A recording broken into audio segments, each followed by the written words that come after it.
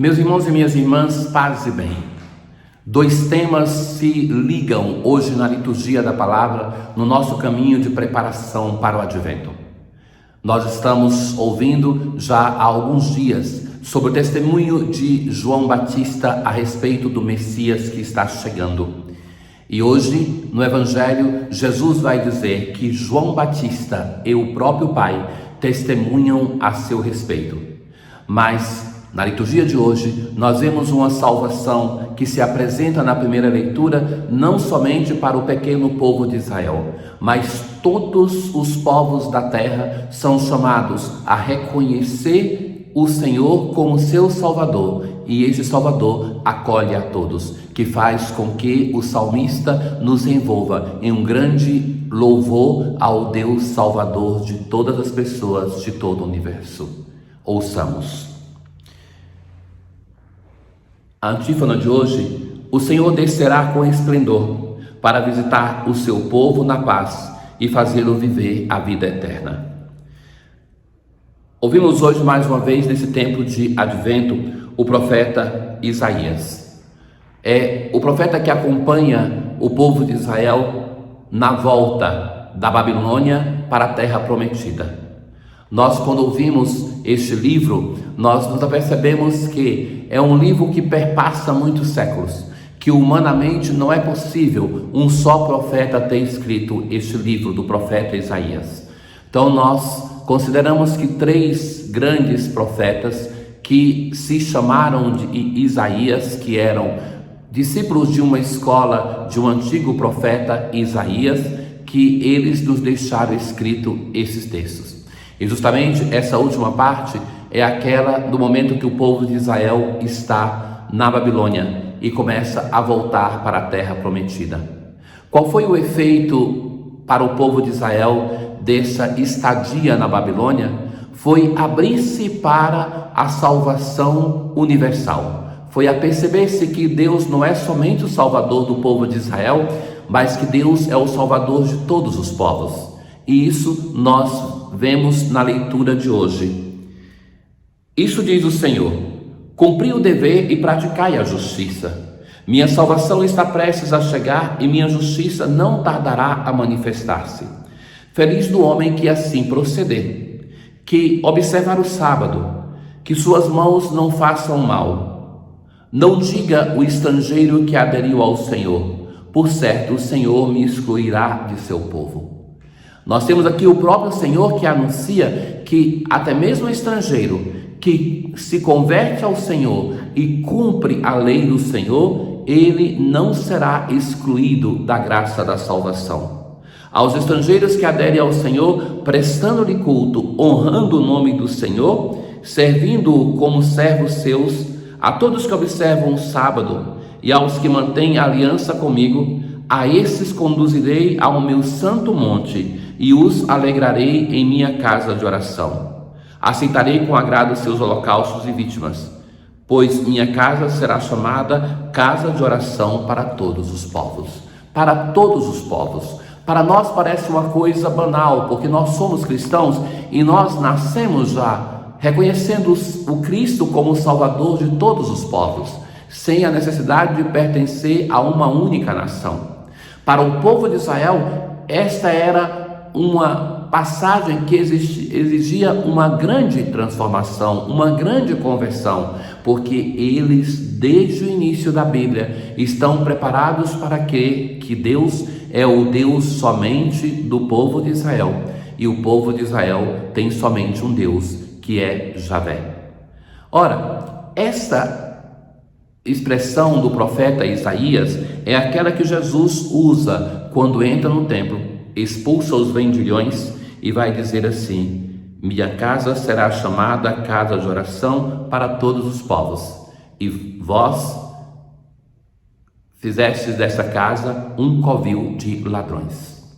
Ora, a leitura de hoje termina assim: diz o Senhor Deus que reúne os dispersos de Israel: ainda reunirei com eles outros, além dos que já estão reunidos.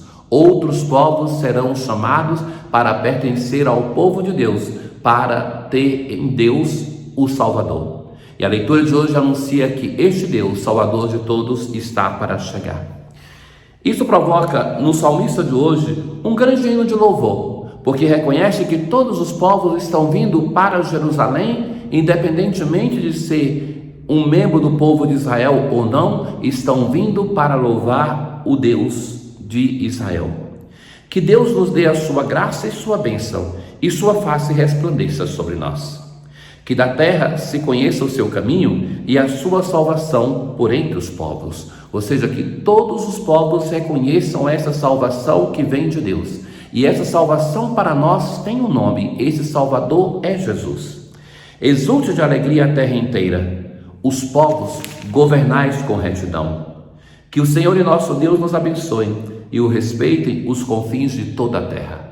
Através de expressões diversas, nesse salmo se manifesta uma relação de Deus com todos os povos da terra. Ele se faz Salvador de todos. No Evangelho de hoje, nós ouvimos Jesus que vai apresentar duas pessoas que testemunham ao seu favor. Nos preparamos para ouvir este Evangelho com a antífona que assim diz: Vinde visitar-nos, ó Senhor, em grande paz e segurança, para que nos alegremos ante vós com reto coração.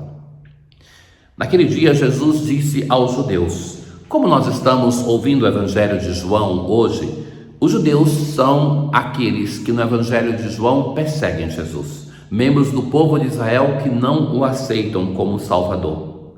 Vós mandastes mensageiros a João, e ele deu testemunho da verdade. A verdade é o próprio Jesus. Deu testemunho de Jesus. Eu, porém, não dependo do testemunho do ser humano. Jesus está além do testemunho, mas fala assim para a vossa salvação. João era uma lâmpada que estava acesa e a brilhar, e vós com prazer vos alegrastes por um tempo com a sua luz.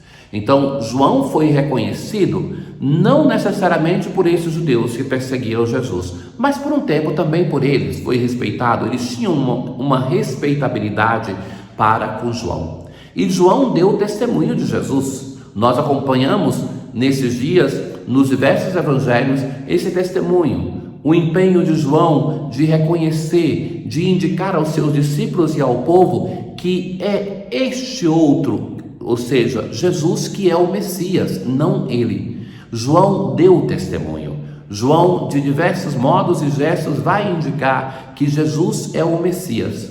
Jesus não dependia desse testemunho. Naturalmente, se João não o reconhecesse, ele seria de todo modo o Messias. Mas Jesus vai dizer assim, que João era uma luz que brilhou, que eles reconheceram.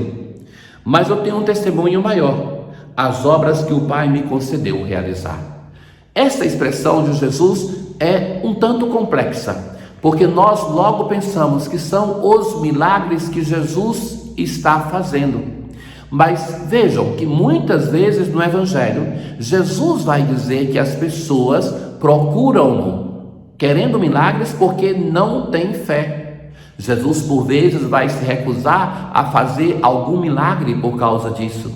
E quando faz, ele vai atribuir este milagre à fé da pessoa que recebeu a graça, ou então daquelas que ajudaram o doente, como o paralítico, chegar diante dele.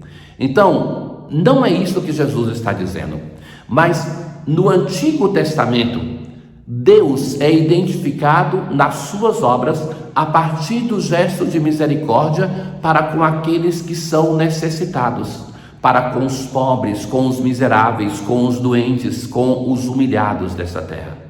Quando Jesus fala essa expressão, as obras que o Pai me concedeu realizar, é porque em Jesus nós vemos a mesma atenção para com os desvalidos deste mundo, e somente Deus age assim.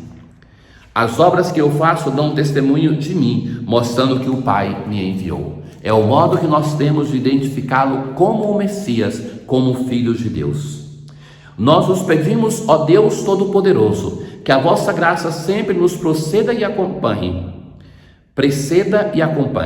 para que, esperando ansiosamente a vinda do vosso Filho, possamos obter a vossa ajuda nesta vida e na outra. Tenham todos um bom dia. O Senhor esteja convosco, Ele está no meio de nós. Abençoe-vos o Deus Todo-Poderoso, o Pai, o Filho e o Espírito Santo. Paz.